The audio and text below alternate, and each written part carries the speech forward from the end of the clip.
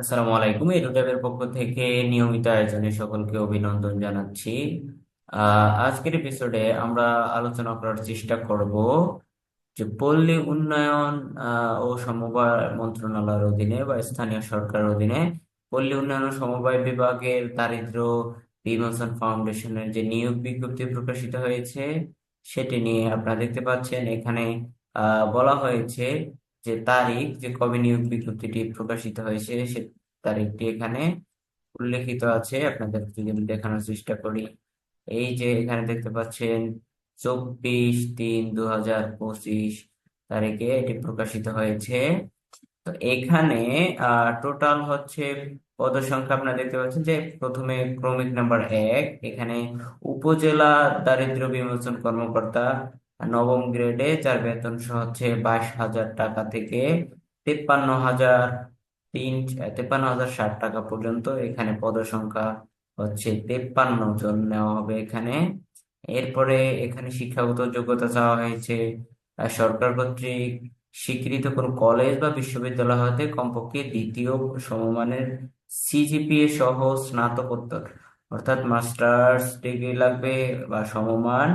শিক্ষা জীবনের দ্বিতীয় শ্রেণী গ্রহণযোগ্য হবে না এবং গ্রামীণ জনগোষ্ঠীর আর্থসামাজিক উন্নয়নে কাজ করার মানসিকতা হতে হবে এবং উপজেলা প্রশাসনের সাথে সমন্বয়, কর্মী ব্যবস্থাপনা, ঋণ সঞ্চয় ব্যবস্থাপনা কাজে আগ্রহ থাকতে পারবে।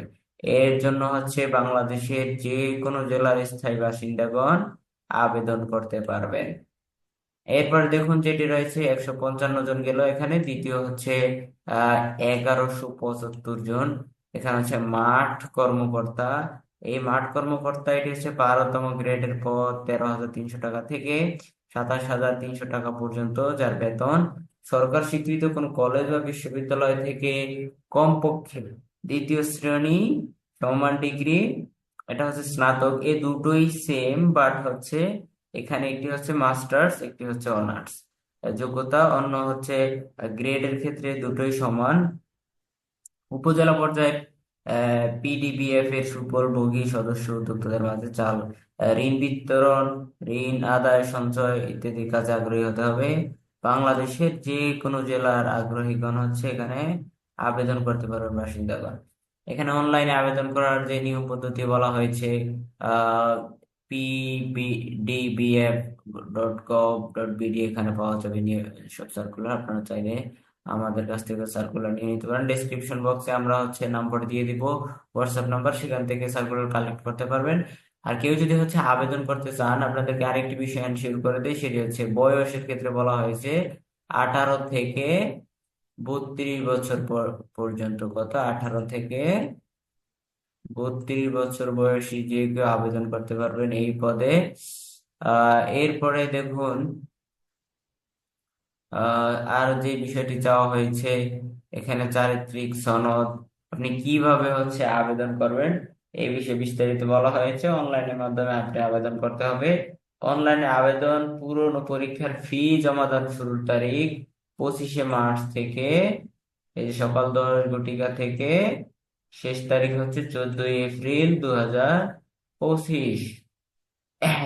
এর জন্য আপনাকে কি করতে হবে? আপনি যখন আবেদন করবেন 72 ঘন্টার মধ্যে আপনাকে আবেদনের ফি জমা দিতে হবে।